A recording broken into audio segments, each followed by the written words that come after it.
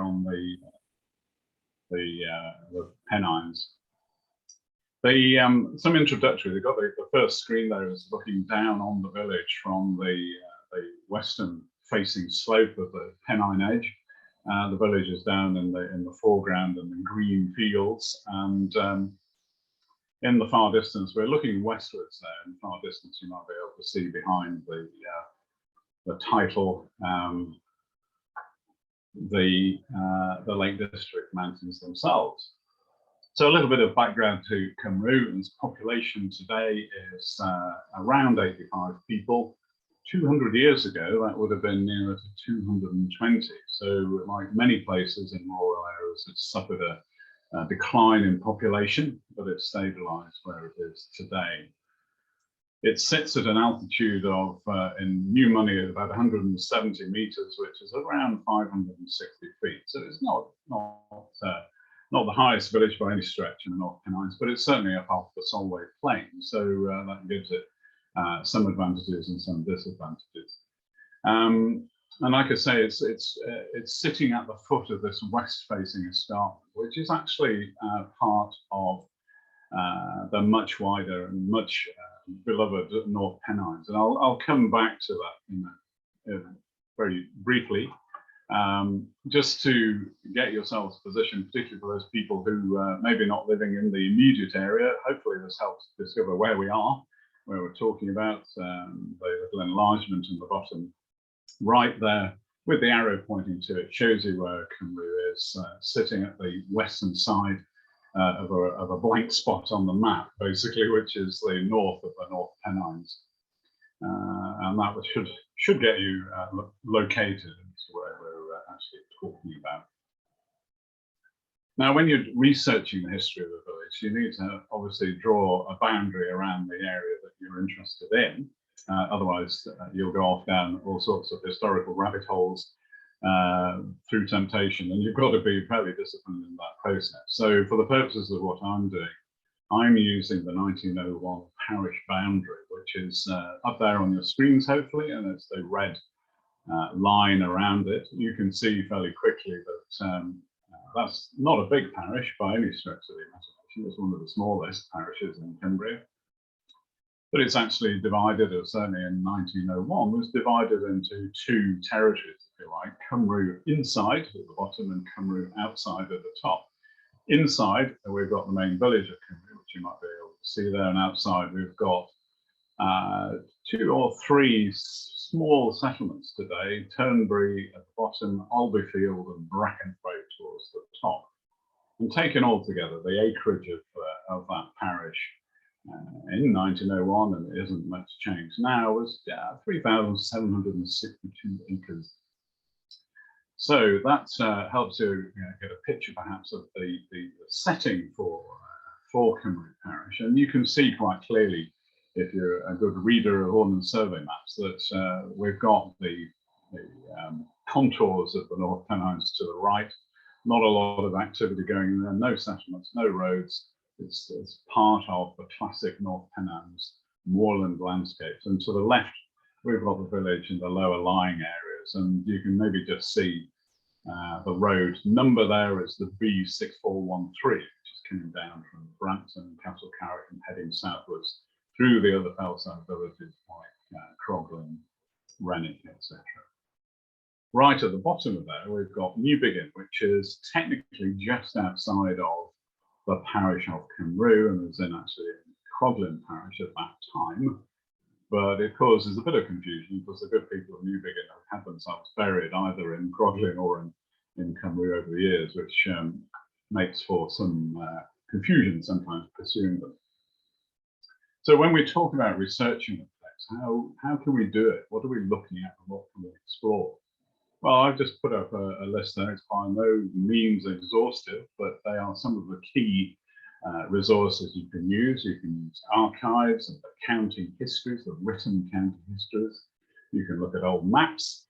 You can go to parish registers and census records. You can look at trade directories, which from the early years of the 19th century were published all over the country.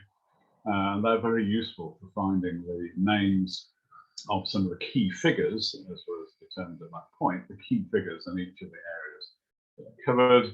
You can go over the old historical newspapers, and of course you can look at some family histories as well. So there are many more sources than that, of course, but these are the sort of introductory ones that I've been using to take a look at Cumrew. So Cumrew, built on solid foundations. And what I mean by that is to look at the geology. This is a section of the up-to-date solid geology map for our immediate area, reproduced with the permission of the British Geological Survey. And the red circle there is covering the village of Cumrew. So you can sort of get yourself positioned. Brackenthwaite, if you remember, at the top end of the parish is right at the top of the screen, and Newbigin is towards the bottom. So it gives you a sort of similar scale to the parish map that I was showing you. All you need to take away really from looking at the geological map is that basically on the left-hand side, in the lower lying area, we've got the pale beigey colour, which is in fact red sandstones, and then the blue streak down the middle is the limestone edge. That's what forms that wonderful escarpment that is so visible. Whether you're on the motorway or the West Coast Main Line heading north or south, you can see the Pennine edge quite clearly, and it's formed by that boundary between the sandstone and the limestone. And then over further to the right, above the limestone, there's a whole mixture of grits and mudstones interleaved with coal measures, which is why we've got some evidence of coal mining and other mining in the area as well. So that gives you a map view of the geology. If we look at it in cross section, there we've got Cumrew to the left at the lower lying level, sitting on top of the red sandstones. There is then a double line, which is the Pennine Fault, actually, which has caused the rock to slip downwards millions of years ago, of course, to the left, and drop it down, and to the right we've got the layers of those limestones and gritstones and mudstones over to the right. And you can see Cumrew Fell in the middle, and New Water, if you're familiar with Gelstone, over to the right. It has to be said that the Pennine Fault is, if we'd had a matching fault on the other side, what is now the Eden Valley would have become a full rift valley, but we've only got one fault, so we've only got one escarpment. So that gives you the cross-section of the geology. It helps you understand the rocks underneath. What happens next then is, of course, and jumping forward, and I'm going to have to do that in my 60 minutes, is to look at the first inhabitants. Who were the people who first came and lived in this area? And we can see that in the surviving monuments that we've still got. They date back, like this wonderful cairn on top of Cardona Pike, which is above the village in the parish, looking out on a lovely sunny day westwards, northwestwards, over Carlisle. You might be able to just see the Solway Street in the far distance. And this is on that edge. It's a gigantic cairn. The quote is from a 18th century reference to it, but it is a huge cairn. It is something like 28-30 meters in diameter, huge mound of moorland stone piled up. You can ignore, for the purposes of the archaeological record, the stone-built monument, really. It's a commemorative monument with the 3 upright stones on the top. That's actually quite recent, in the last 50 years or so. And undoubtedly, and you can see it when you visit it, and it's a well worth it walk on a good summer's day, you can see that it's been much misused as creating shooting butts and things like that using the stones. But anyway, it's a wonderful monument. It is Bronze Age. It follows most closely many of the Bronze Age features of these big stone cairns that we get in the north of England. And it's not alone. There are 8 other much smaller cairns in the immediate vicinity of it. And what we can take away from this, it's not been successfully excavated in modern times. Antiquarians had a bit of a dig in it a couple of hundred years ago to limited success.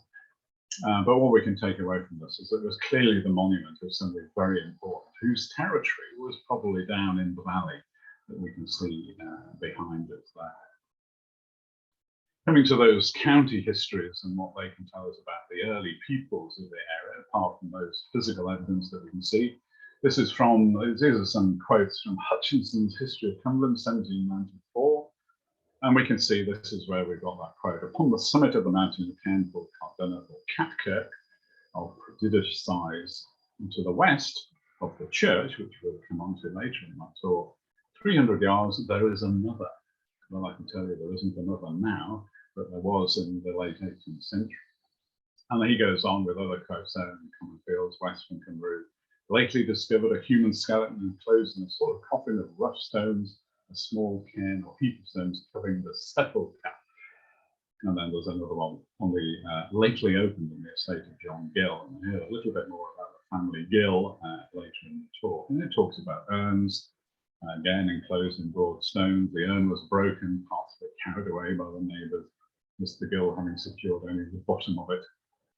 And the urn was a pottery curiously carved on the outside. He apprehends there was an inscription around the top. Well, if that's what I think it was, it's not going to be an inscription because this will be an early Bronze Age pot, possibly something like this. Now, these are the sort of stone-lined kists that they're being referred to, enclosed in stone with stone capstones on the top. On the left is a lovely recently excavated example from Northumberland showing you the classic image of a Bronze Age kist burial with a skeleton in it. On the bottom right there is a beaker pot from that intermediate period, the early Bronze Age, just after the Neolithic. And that particular pot came from a similar kist near Castle Carrick. Just to give you an idea of what these things would have looked like, and as you can see from the Castle Carrick pot, perhaps, it's fairly heavily restored. It was broken again when it was originally discovered. I'm going to have to go slightly out of the territory because I need to talk about some really important site, which is of course Grey Yalds, which is the single surviving stone now.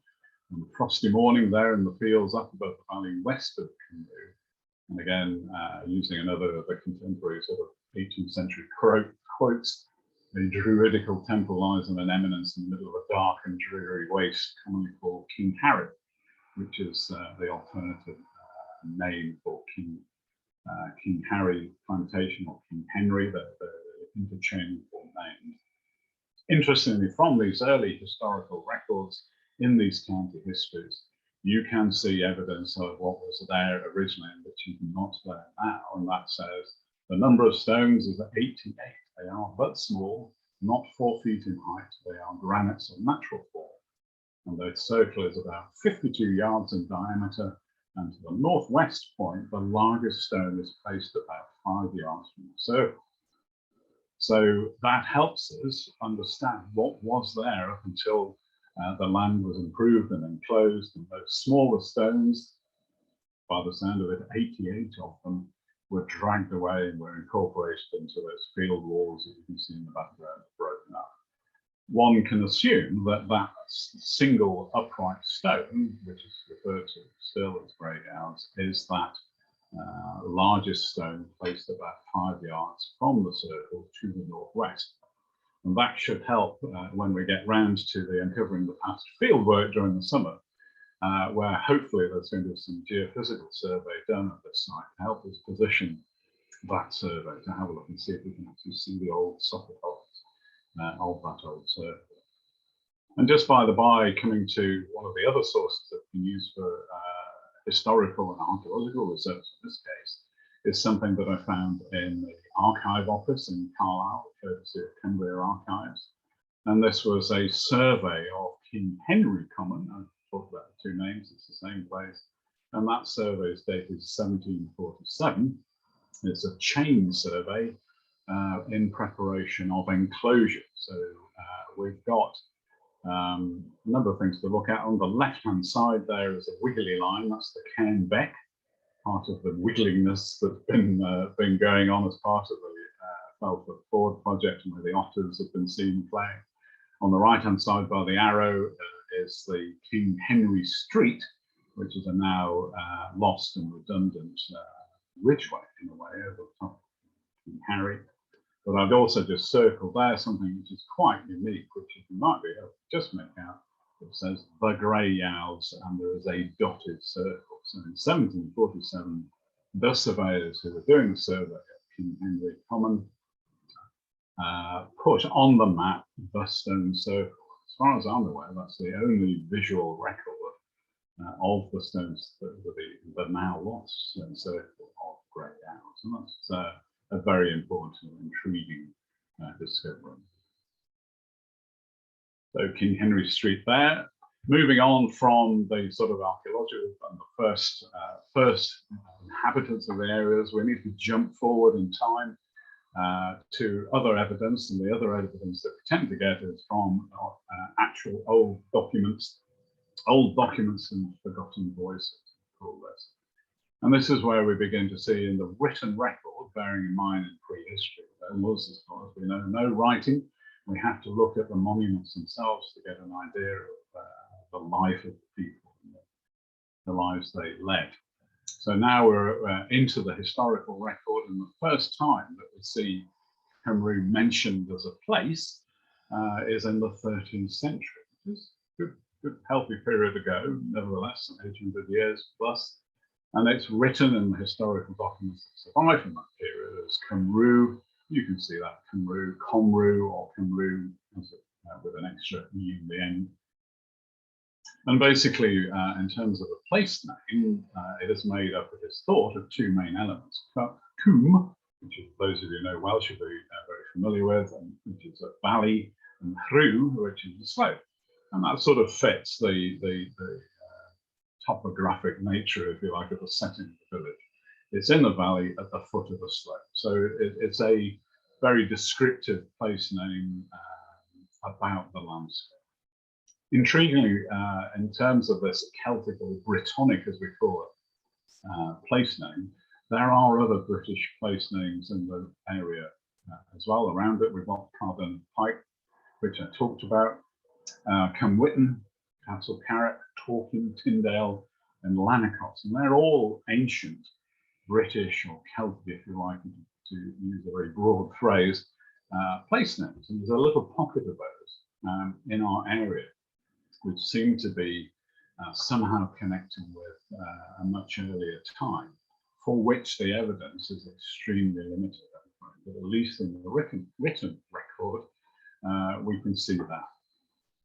Another document that's in the Cumbria Record Office in Carlisle is this amazing little piece of parchment here. You can, the scale of it is a £1 coin on the right-hand side, so it's pretty tiny. And that writing is tiny as well. Luckily, somebody's put in the effort to translate it from the Latin. It's dated very specifically the 23rd of May, 1238. It's a lease between the lord, if you like, of the area at that point, Patrick the Fleming, and the Prior of Carlisle. And basically in the translation, the bottom says, Patrick the Fleming leased for his lifetime to the Prior of Carlisle the Church of Cumrew at an annual rent of 10 marks to be paid at the Feast of St. Martin in winter and at Pentecost. The Priory of Carlisle agreed to supply suitable and competent chaplain and clerk to serve the church and to hear all ordinary and usual burdens. Patrick the Fleming hearing any that were extraordinary or unusual. So not a full repairing lease, but close.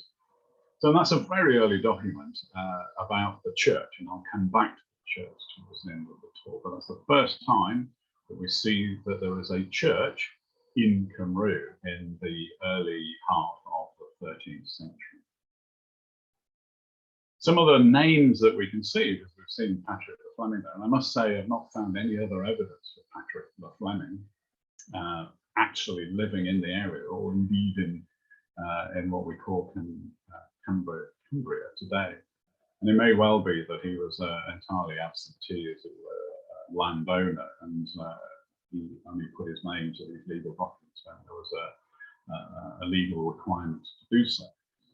But we do see some people who sound as though they are, from the records at least, actually a bit closer to home in terms of their association with Cumrew. And a little bit earlier than that church lease in 1211, we've got Sir Alan de Cumrew, who was sent with other knights on certain business to a lady called Alice de Rumilly, and she is also known as the Lady of Aladane.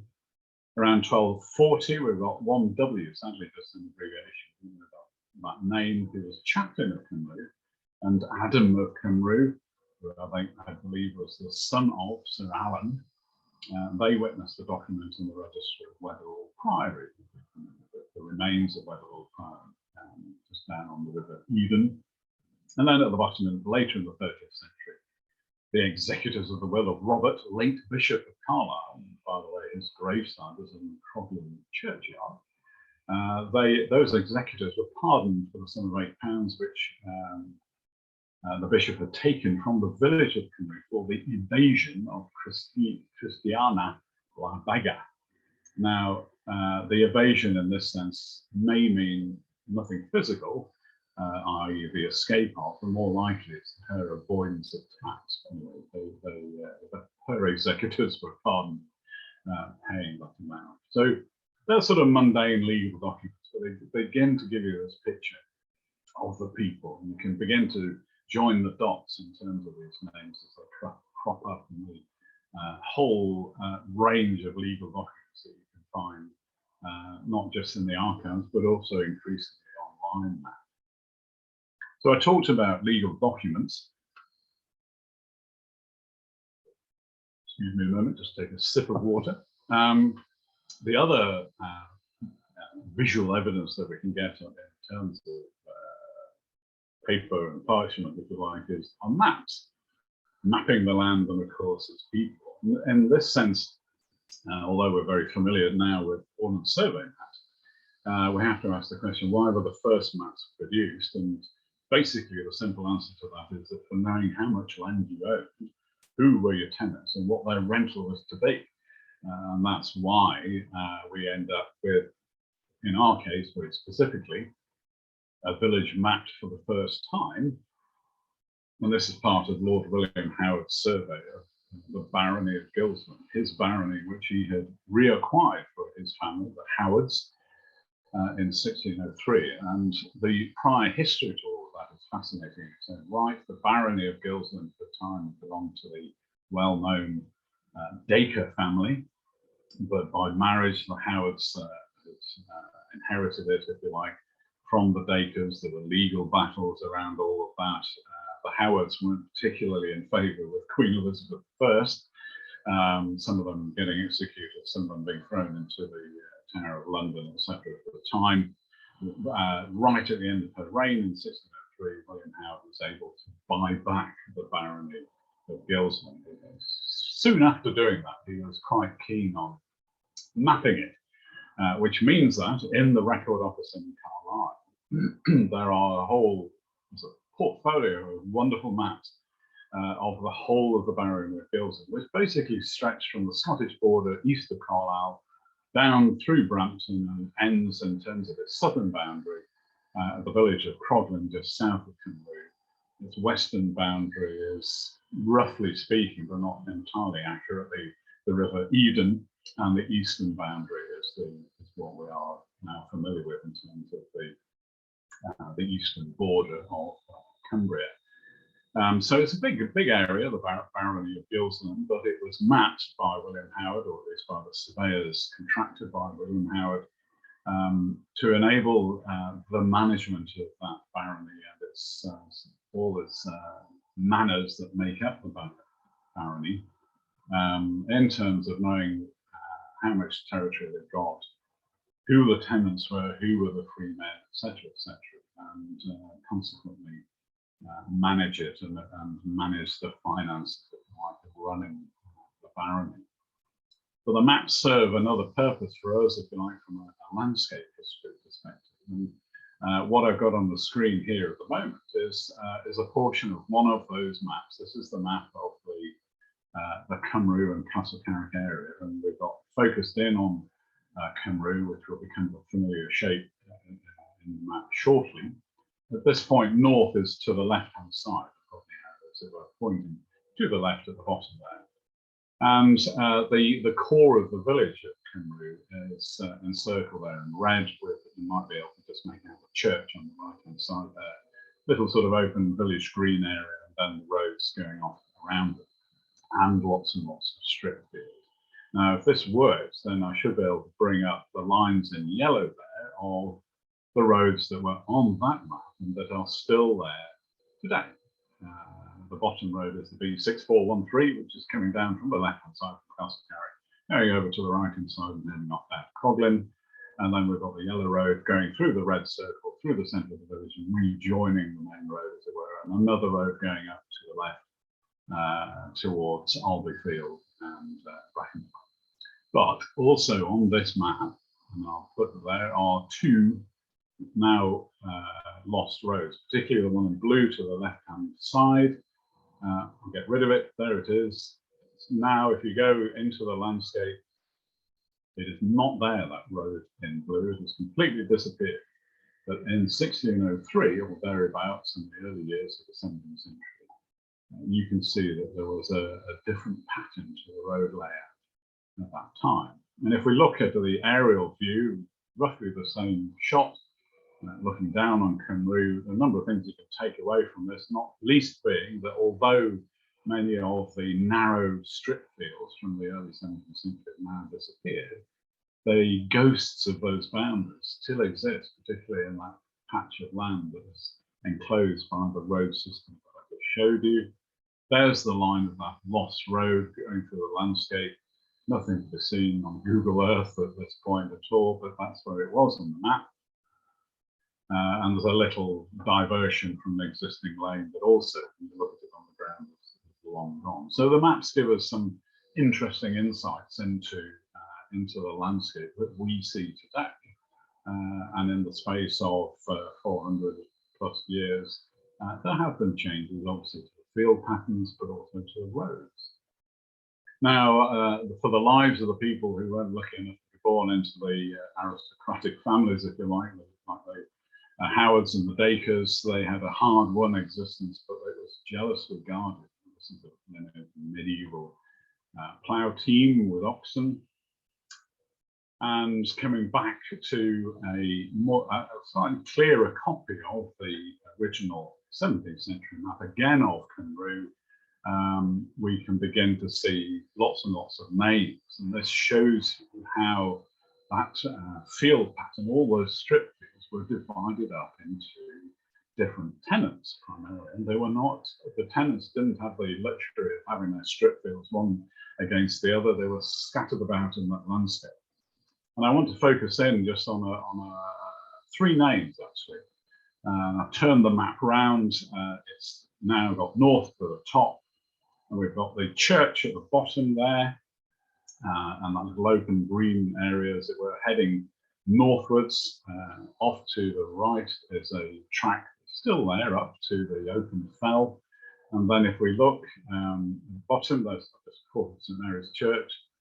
In that dotted red oval here, we've got three names: Simon Beecham, Thomas Moses, and Henry Gill. And remember, I talked about Mr. Gill, John Gill, in the very late 18th century. Here we are. This is a record. This is a copy of that early 17th century map. So at least 100 years earlier, we've got the Gill family in Cumrew, along with Moses and Beecham. And if you look at that, if you can just make out that plan of the tenements, as they're called, we've got the three named tenements. Simon Beecham's got 4 acres, 2 rooms, and 10 perches, etc., etc. And at the bottom, there are 3 little houses just above the church. And if we look at the field book that went with that map, which is in the Record Office in Carlisle, I've put up, and I expect you to read all of this, you probably won't do it on the screen, but I've put up the names of those 3 people: Simon Beecham, Thomas Moses, and Henry Gill. And it describes those holdings, if you like, as tenants of the barony of Gilston. And most importantly, it talks about stone houses. And stone houses are a feature of our area. They are a step up from the cottages, if you like, which were more likely to have been made of timber, wattle and daub, pretty tenuous existence with thatched roofs. These stone houses were something more substantial and helped us understand that these tenants were, if you like, of some worth. And this field book is fascinating for the other things that it talks about. And it talks about, right at the bottom there, the rectory, a stone house at the southeast corner of the former, which is the next stone house up, if you like, extending in part into the church. So we've got a record of a stone house in the corner of the church, and it's called the rectory. We'll come back to that in a very short while, talking about the church. Now, we've got that record, we've got the barony map, we've got the field books that go with it. It all talks about being the early 17th century. Now, jumping forward to the end of the 18th century, 1797, we can look at a national record that was done by Sir Frederick Morton Eden, off his own bat, basically. He was, although he was a wealthy, in fact, he was involved in the early settlement of North America. He was involved in Maryland at one point, but nevertheless, he had a concern about the state of the poor in Britain, in England, particularly at the end of the 18th century. And he commissioned a comprehensive set of volumes which cover the whole country, but interestingly, also are very specific about some areas of Cumberland. And that's because it is thought he employed somebody called Houseman, who was a Cumbrian and lived up in our area. And so the description of the parish of Cumrew in Sir Frederick Morton Eden's book is quite interesting in detail. And you might be able to read that, but basically what it's saying is the land is cultivated in the old Cumberland manner, which is the grass ridges in the fields are from 20 to 40 feet wide, and some of them 1,000 feet in length. Grazing cattle often injure the crops. Great flocks of sheep are kept on the common in summer and brought into the lowgrounds in winter. And the stock of the parish consists of 1,000 sheep, 100 horses, 260 head of black cattle of the Cumberland breed. There are no manufactories, great roads or rivers in the parish, and the average rent of land is 14 shillings an acre. At that point, at the end of the 18th century, he recorded 146 inhabitants. 7 are common artificers, the rest are employed in agriculture. There are 27 houses, only one of which has above 6 windows. You pay the commutation tax, and 7 are exempt. And it goes on to say there is, in the parish, there is one friendly society, which was instituted in 1780. There's a membership and the rules. And then, interestingly, lists the wages, the usual wages of the parish of Cumrew. To men in harvest with victuals, 1 shilling a day. To women in harvest with victuals, 10 pence a day. With threshers and hedgers and with victuals, 8 pence and 10 pence a day. And to labourers that were lime kilns without victuals for 2 months in the summer, 1 shilling and 6 pence. So being a labourer in the lime kiln, or a lime worker, albeit for a limited period during the summer, was fairly lucrative at that time. So as a historical record to be found online, it's very informative about our picture of Cumrew as we move forward through time. Now I've been talking about the church, so let's get to the focus of it. And you're probably wondering at this point, where is the belligerent curate and the boot thief? Well, I can tell you they are about to arrive. And this image here is an actual photograph of the structure of the church of St Mary's that preceded the current building, which this building was knocked down in the late 19th century, in the 1880s, and replaced with the building that we see today. At this point, as we will see from the map, I call it St Mary's, because indeed that's what it's called today, but it's in the past it was referred to as St John's. Now, if you remember, I was showing you the field book records, Thomas Moses, Simon Beach, and Henry Gill, and that reference to the rectory, a stone house at the corner of the churchyard, and in fact, butting into the churchyard a bit. And indeed, we are very lucky to still have that building with us, and there it is, on the pathway, on the left-hand side, and the walking up towards the St Mary's Church, that church that was built to replace the one in the photograph. That one had a tower which itself was only built in the very early 18th century, but it was all soon to go when it was all knocked down and this modern church, relatively speaking, of St Mary's was actually built. But we still have that 17th century rectory still with us on the left-hand side. And there's a picture of it looking from inside the graveyard. And you can see it's a fairly substantial build. It's now a residential property. It's a cottage, very well restored and delightful building. And indeed, even more interestingly, in the walls of that rectory can be found the remains of carved stone from an earlier church. This is not stone from the church that was demolished to make way for the current church. It is stone from a much earlier medieval church. There's quite a lot of it built into the walls of that cottage. Interestingly enough, and I think I can tell you the reason why it was built into the walls of that cottage shortly. So just jumping to the first edition 25-inch to the mile map of Cumrew, there's the church, but note that at this point, and this is about 1860, it was referred to as St John's. So that is a plan showing the church that we saw in the introductory photograph that was demolished and made way for the new one. So if we move on to our records for the church, we can be fairly heavily reliant upon the writings of one Bishop William Nicholson from 1655 to 1727. He wrote and published a book called the Miscellany Accounts of the Diocese of Carlisle in 1703. So again, quite early. And we can draw upon what he wrote, and this book is online. If you can't get to see it, it's held in the local studies library in Carlisle, but also in the record office. In that book, there are references, first of all, to one of the earliest references to a curate at Cumrew. He talks about the register book here. This is William Nicholson writing. The register book is only of paper and begins at 1639. It appears in it that there are a great many children of foreigners were baptized here in the time of the late civil wars. And remember, he's writing only 40 years or so from the end of the English Civil War. So a great many children of foreigners, who are probably Scots, actually, that's what he means by foreigners, baptized by one Mr. Alexander Allen, who they say was a Scot and reckoned a more knowing and pretentious man in his way than most of his brethren.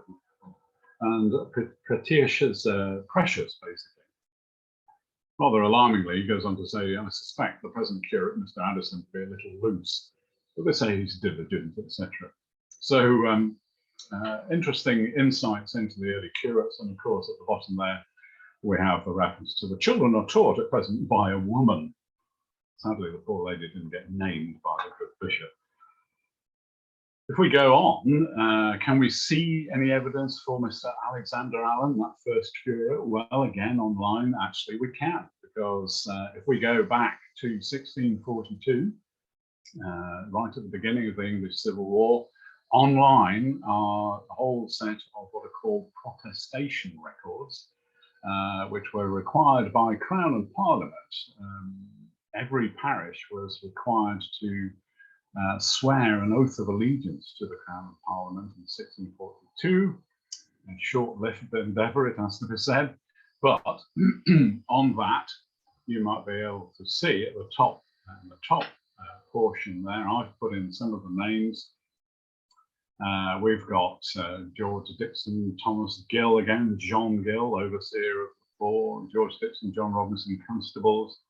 And then at the bottom of that single sheet of document, there is Alexander Allen, who probably wrote this document, saying there are no popish recusants in Cumrew parish. Written by me, Alexander Allen, curate of Cumrew. And that's an interesting insight into the religious intolerance and difficulties that were going on in the middle of the 17th century. But It is the first mention of our Alexander Allen, and it is also really, in a way, an early census, albeit of all the men over 18 years of age, in the parish of Cumrew. So there we are. So I'll just jump forward. Then coming forward in Bishop William Nicholson's book, we've got his record of the church itself. The choir part of this chapel, for it is indeed no more, was put into somewhat of a kingly posture by Mr. John Calvert, late curate there, who has stuffed it a little too much with seats. So Nicholson didn't hold back in describing and painting pictures of his curates at that time. And interestingly, this record gives us an insight into Mr. Calvert, who is, I now can admit, our belligerent curate, which I'll show you the reason for calling him that in a very short moment. He talks about the seats being stuffed too much with seats. There's one for the curate, one for the patrons, i.e. the dean and chapter, because remember that the church had been leased to the Priory of Carlisle, and that transformed into the Diocese of Carlisle. So the dean and chapter of Carlisle have the rights of seats there. A new chest for the keeping of the books and vestments, the pulpit, reading pew, font, etc., all in good order. The church part has good wainscot seats, but without backs. The whole is well plastered white, but wants sentences, i.e. text painted on the wall. And interesting at this point, it says the east window is wholly walled up and fenced about the churchyard, very mean.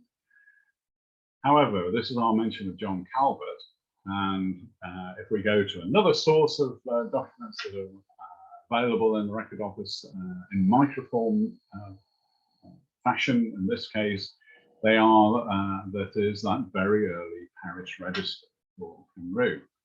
And just to get our glimpse of insight into our curate, Mr. Calvert, John Calvert, here he is recording the burial of Thomas Thompson of Woodhead in woolen cloth, or lana, which is certainly read there. Calvert liked to write his register records in Latin. They didn't all do that, but Calvert had, I think, a fairly high opinion of himself. He wrote in Latin, and he's referencing the fact that one of many burials at this point, 1679, excuse me, was in wool. And at the bottom there, as I've just pointed out, the burying in woolen acts of 1666 to 80 were acts of Parliament which required the dead of plague victims and the destitute to be buried in pure English woolen shrouds to the exclusion of any foreign textiles. And this was basically Charles II trying to protect the English textile industry by banning the use of any other materials to be buried in. So it was a great leveler, that's a familiar term, of being buried. Everybody had to be buried in wool to keep the English woolen industry going. We've heard about Mr. Calvert. On leaving, Mr. Calvert was keen to make his contribution to the church. He left in 1690.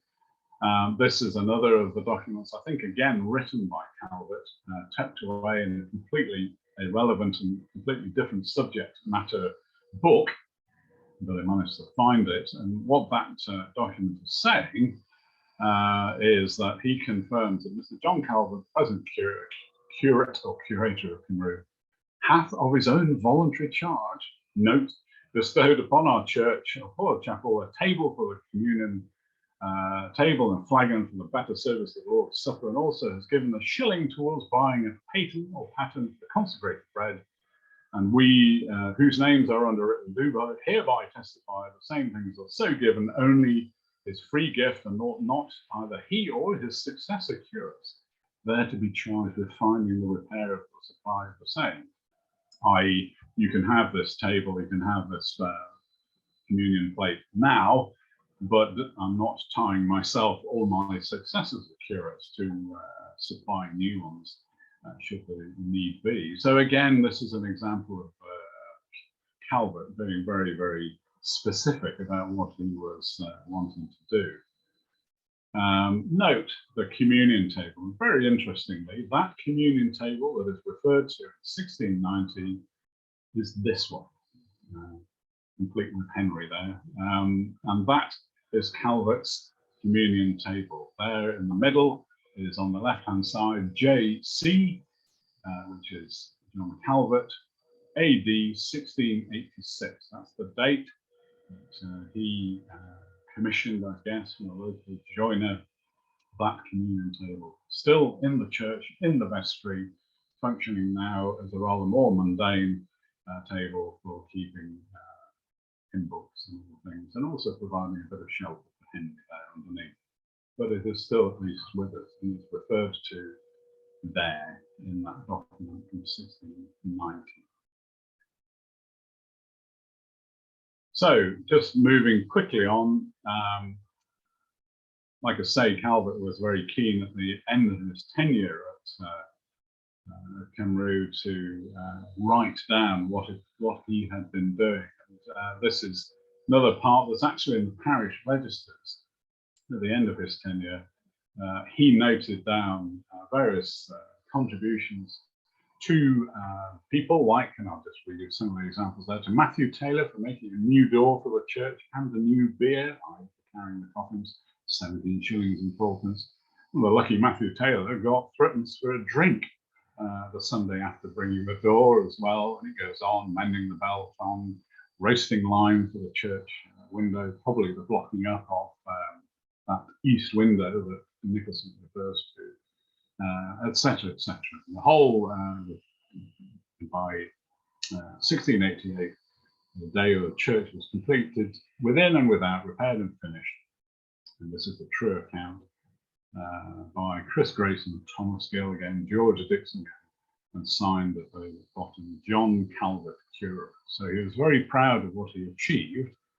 And coming back to those medieval stones that are in the old rectory in the churchyard, I believe Calvert lived in that rectory at that time, and probably at the same time as restoring the church, used some of the stone that was taken from the church as it was rebuilt, possibly from that blocked up east window, we don't really know, and used it to tidy up the rectory building as well. So it's an interesting link between the building that's still with us in the form of the old rectory and the church that is now long gone.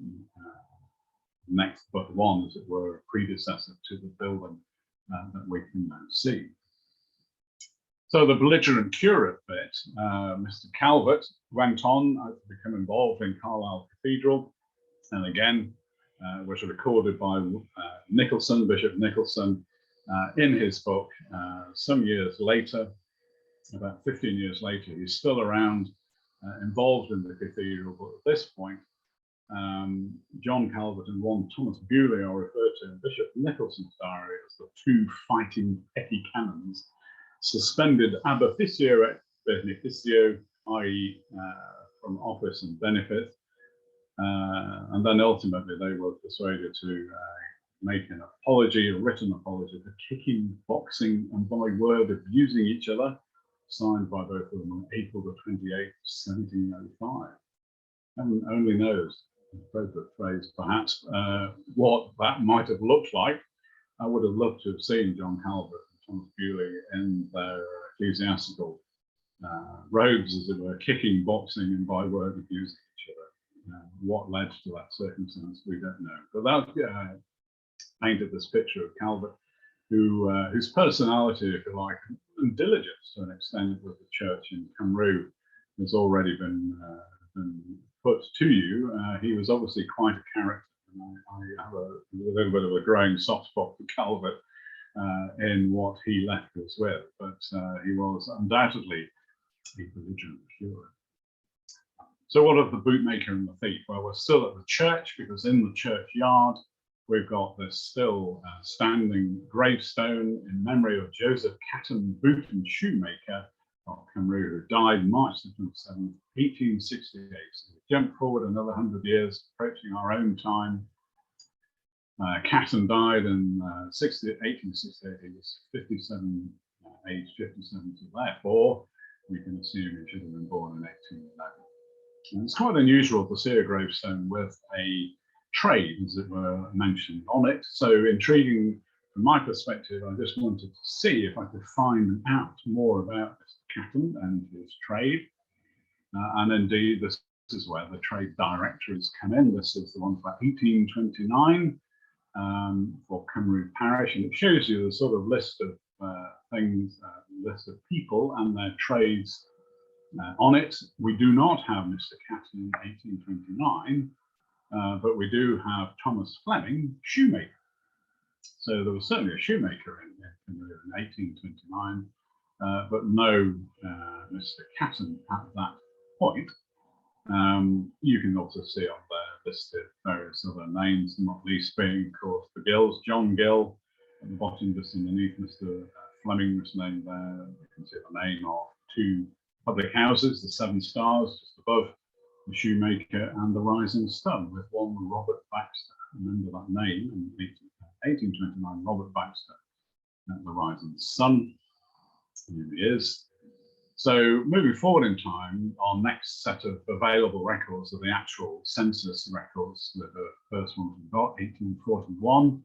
Can we see Mr. Catton in the 1841 census for Cumrew? Yes, we can. There he is, Joseph Catton, age 30, shoemaker. It's abbreviated from the right-hand side of the circle box there, shoemaker, recorded living on his own, and what the census record for that time also says, he was not born in Cumberland, he was born elsewhere. So we could, between 1829 and 1841, we have the arrival of Joseph Catton. Now I mentioned Baxter, and John Baxter was to become another shoemaker. You remember Robert Baxter I was just talking about down at the Rising Sun? There he is. But in 1841, he's listed as a shoemaker as well. So if it's the same Robert Baxter, he's no longer at the Rising Sun down in the valley. He's up at a place called New House, which I believe to be this now ruinous little cottage up on the Fellside of the village in Cumrew Parish. So there's something funny going on in terms of the Baxter family. There was also another shoemaker at this point called Alexander Laidley in 1841, but he was living with Baxter up at New House. So they seem to have moved, Baxter seems to have moved from the Rising Sun up to New House, and there is John Baxter in the middle of this going yellow there, John Baxter, his son, in 1841. When we come to the 1847 trade directory for Cumrew, there we have John Baxter's shoemaker, Joseph Catton shoemaker. So Catton is still there. John Baxter, the son of Robert Baxter, formerly of the Rising Sun, has also joined in as shoemaker in Cumrew. I hope you're still living in all of this. And interestingly, the publican, if you like, the victualler of the Rising Sun at that time was Peter Hodgson, so completely gone out of the Baxter family. So the 1851 census, is Catton still with us? Yes, there he is. He's still living on his own. He's the head of household. He's still listed as a shoemaker. He's unmarried, but it does say, like another part of the census, that he was born in Alston. So now we know where he came from. Baxter's still there. He's age 19, shoemaker, born in Cumrew. So there now he's still with us. But note that at that point, Baxter, John Baxter, is back down at the Sun Inn. You can see the left-hand side of that bottom extract of the 1851 census. The Baxters are back at the Sun Inn. So they're moving around quite a lot, but at least John is still training to be a shoemaker. So pursuing Mr. Catton again, going forward in time, the next census, 1861, every 10 years, there he is. He's getting older, but he's still a shoemaker, bracket master. So he's doing well in his trade. He's been in the village a long time, no doubt respected as a shoemaker. There are no other shoemakers listed. And for the some in 1861 at the bottom, then the Baxters seem to disappear. They disappear out of the census record entirely for Cumrew, and one Mary Wilkinson is now the head. She's a widow, and she's the innkeeper at the Sun Inn, organising some same part. So fine, we can track Mr. Baxter fairly well in the census records. We can see his gravestone.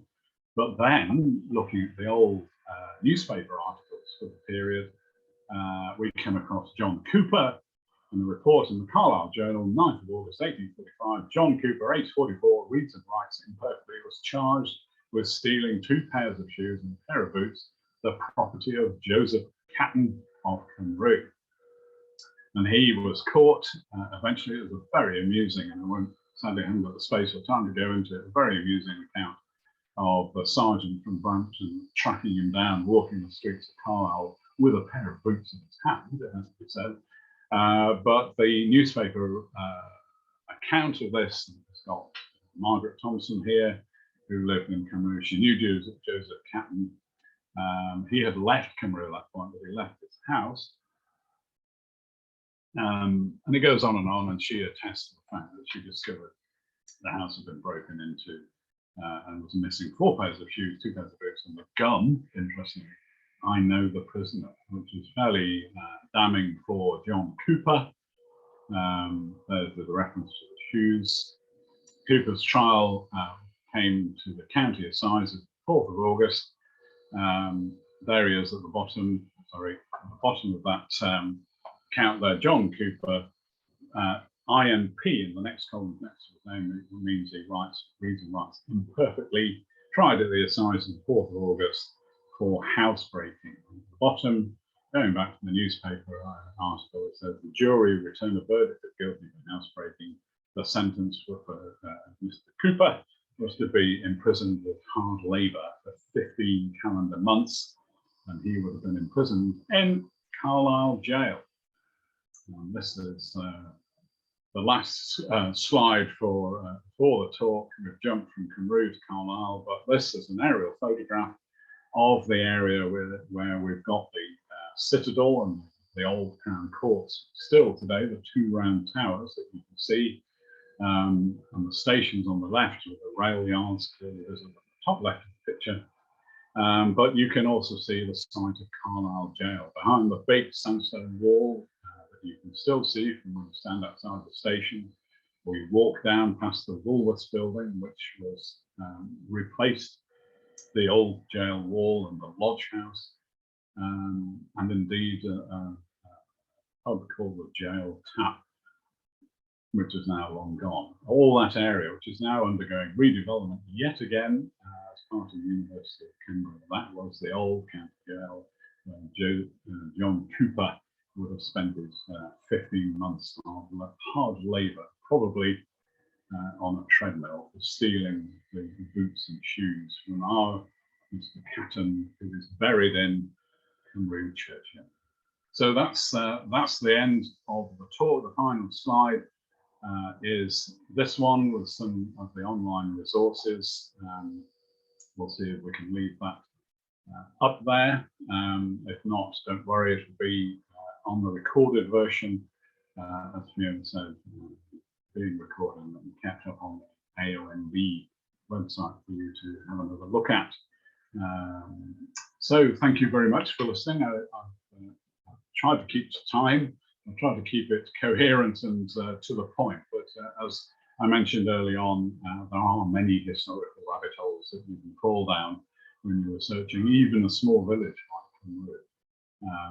And believe me, they are very tempting sometimes, and it's a great distraction, great fun as well. So I hope you've enjoyed it. If you've got any questions, put them up into the Q&A, as Fiona said, and we'll see if we can answer them. Bruce, thanks ever so much. That was fascinating. And if you want to leave that slide up for a little bit, then people, if they want to take down those references, that's a really good idea.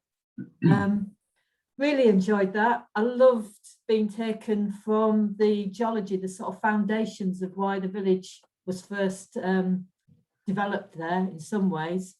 right through the prehistory and then onto the historical records.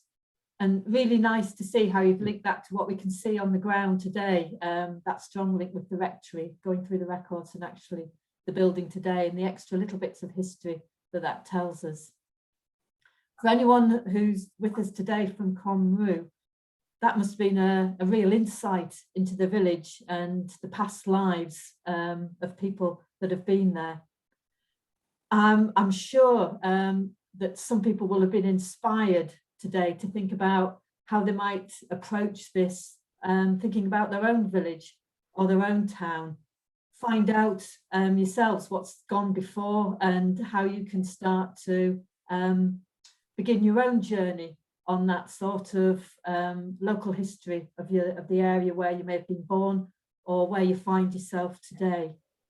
The previous project that we had running through the Uncovering the Past was what we call Village Atlas, which is just as Bruce has done for Cumrew, our group of 18 volunteers have done for Hayton, Croglin and Cumwitten within the scheme area.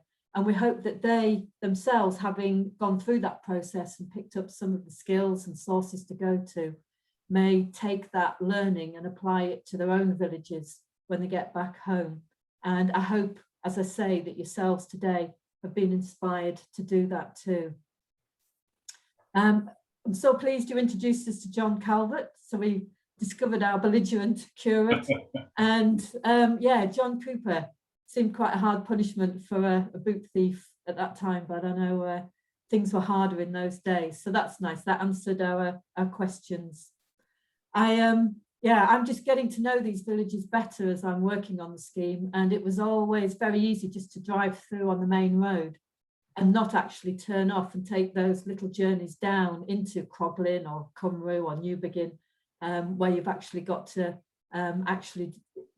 take yourself off the main path and go in and actually discover them. We have got a question, Bruce, if you'll hang on with us for a little bit longer. Yeah. One question was, if I want to do this myself, maps feel like a good starting point. What would you suggest would be the first sort of source to go looking for old maps?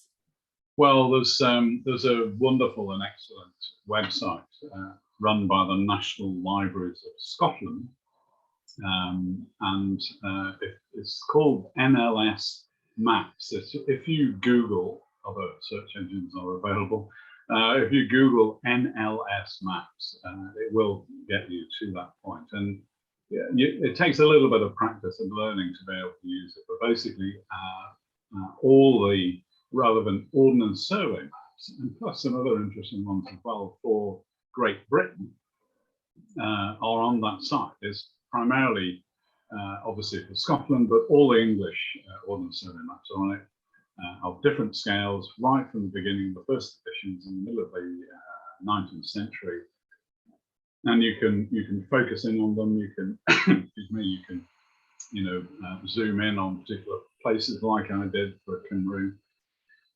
And you can look at how a place has changed over time because they've got the subsequent editions of the maps there as well. So it's a wonderful resource. And there are other maps of Cumberland and indeed Westmorland as well available through that website.